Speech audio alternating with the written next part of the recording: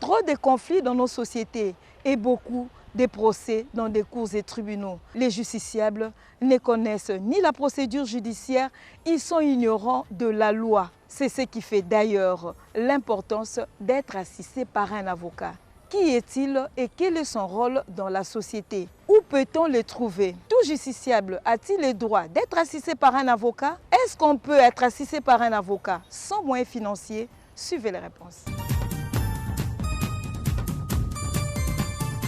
Selon l'ordonnance loi de 1968 instituant les barreaux, et avocat, c'est lui qui a fait les études en droit et licencié ou docteur en droit. Donc, qui a prêté serment. L'avocat, avant tout, c'est une profession d'abord libérale. Une profession libérale qui a pour vocation de pouvoir assister les justiciables devant les cours et tribunaux. Mais la mission ne s'arrête pas tout simplement à assister devant les cours et tribunaux. Il peut aussi assister les clients ou les personnes qui sollicitent son office ou bien sa mission dans d'autres activités qui ne sont pas judiciaires. On pourrait parler des activités extrajudiciaires. On doit être assisté par un avocat puisque beaucoup d'entre nous, ils ne sont pas du métier, ils ne savent pas leurs droits et leurs obligations. Alors un avocat, c'est quelqu'un qui connaît la profession, qui connaît les droits et les obligations des uns et des autres. C'est pourquoi on doit être assisté par ces messieurs-là. Le rôle fondamental de cet avocat-là, c'est de pouvoir défendre son client, quels que soient les problèmes. Bon, c'est-à-dire qu'il peut avoir tort, il peut avoir raison dans ce problème, mais l'avocat est là pour réglementer la situation ou soit donner la solution, la suite favorable au problème de son client. Lorsqu'une personne n'a pas de moyens financiers pour consulter un avocat, cette personne-là va auprès du bureau de consultation gratuite, qui est un organe attaché ou créé par les barreaux pour recevoir justement des personnes démunies. Mais cependant, cette personne-là doit être munie d'un certificat d'indulgence.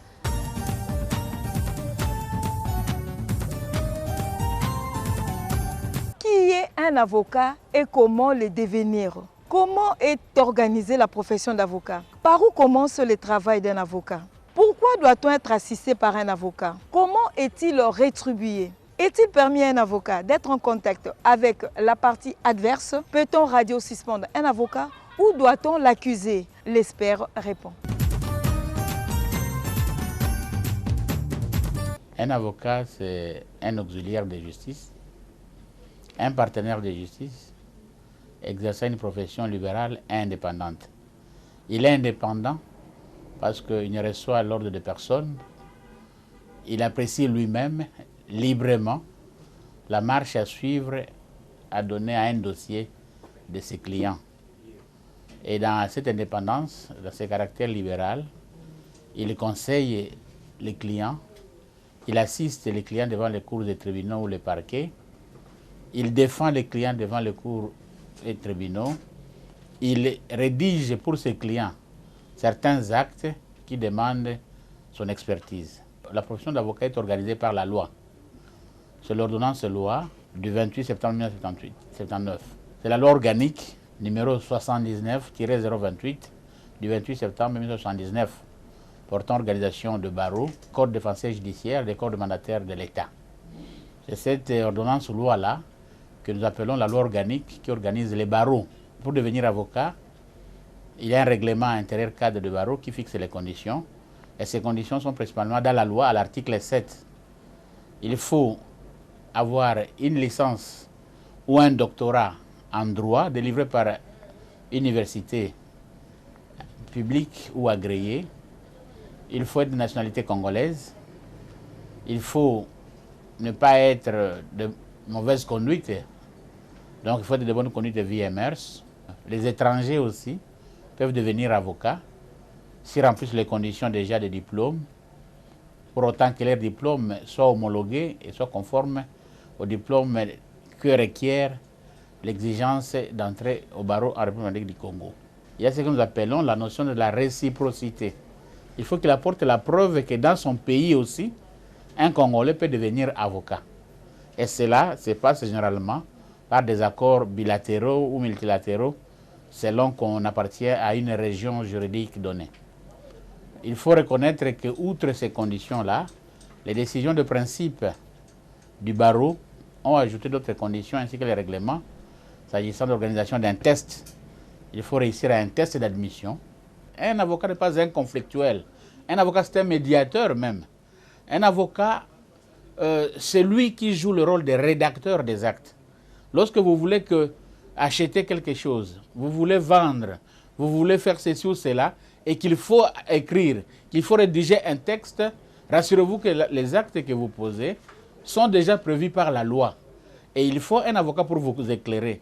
Lorsque vous consultez un avocat sur une question donnée, il peut vous orienter sur l'opportunité de ce que vous voulez faire, il peut vous orienter sur la manière de faire, il peut vous orienter sur quand faire et où faire. Pour faire cela, l'avocat ne s'autoproclame pas conseiller. Il faut qu'on le consulte à son cabinet. Le deuxième rôle de l'avocat, c'est le rôle judiciaire. Dans son rôle judiciaire, l'avocat a le rôle de défenseur de son client, défenseur de la société. Il est interdit à un avocat d'entrer en contact avec la partie adverse sur tel ou tel autre point sans l'autorisation de son client.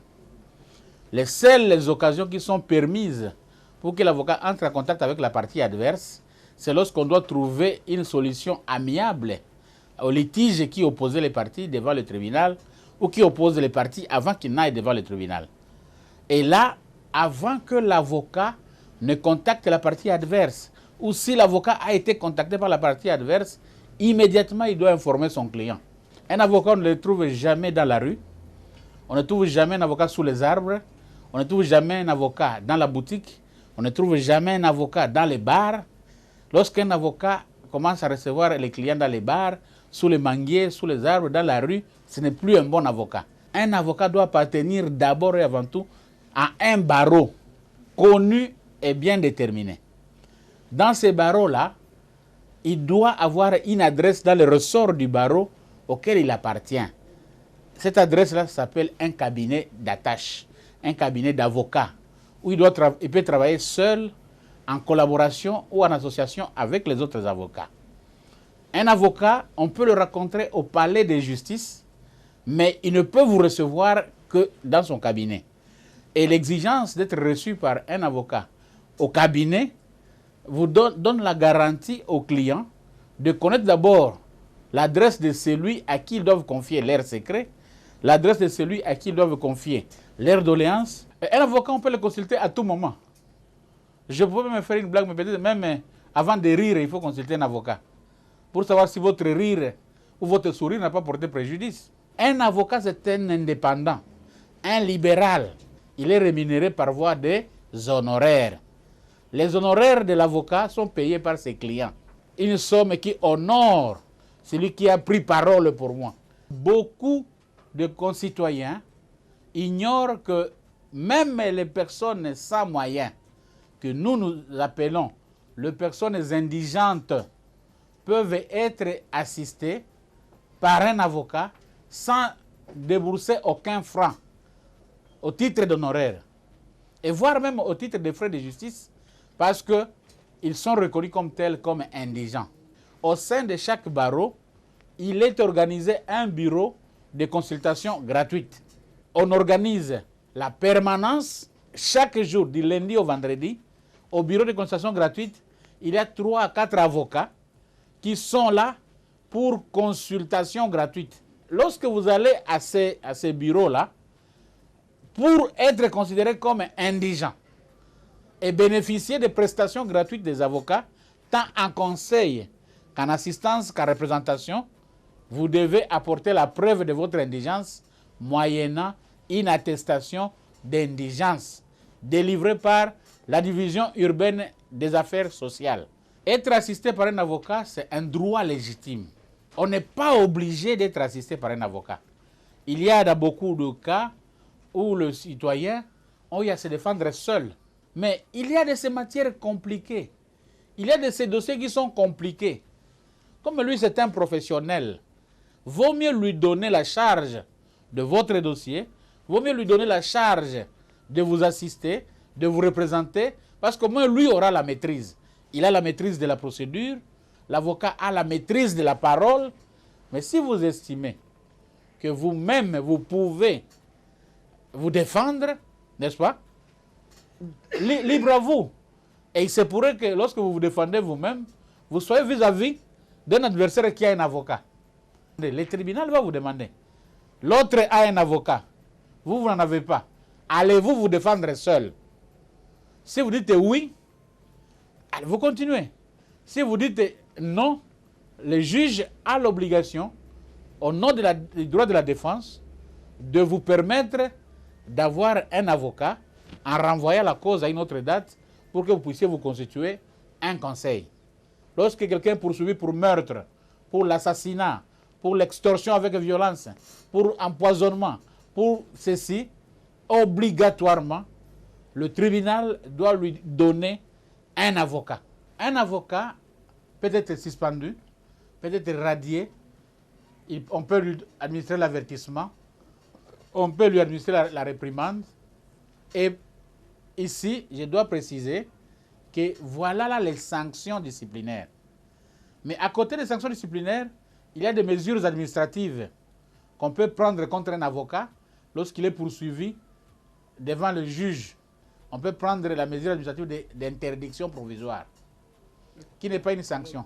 Lorsque un avocat vous a fait du tort, l'unique endroit où on peut vite trouver une solution pour vous, c'est le conseil de l'ordre des avocats. Et pour saisir le conseil de l'ordre, on dépose plainte contre un avocat devant le bâtonnier. C'est comme ça qu'il y a intérêt pour chacun de connaître le barreau de chaque avocat. L'avocat, c'est un personnage important dans notre société. Dans plusieurs États, il n'y a pas de bonne justice lorsqu'il n'y a pas d'avocat. Beaucoup de nos concitoyens ne maîtrisent pas le code pénal quand ils sont devant les juridictions. D'où il est important de se faire assister par un avocat qui est d'abord un conseiller et maîtrise très bien la procédure de la justice. N'est-ce pas qu'il est dit que le doute profite à l'adversaire? Merci de nous avoir suivis et à la prochaine.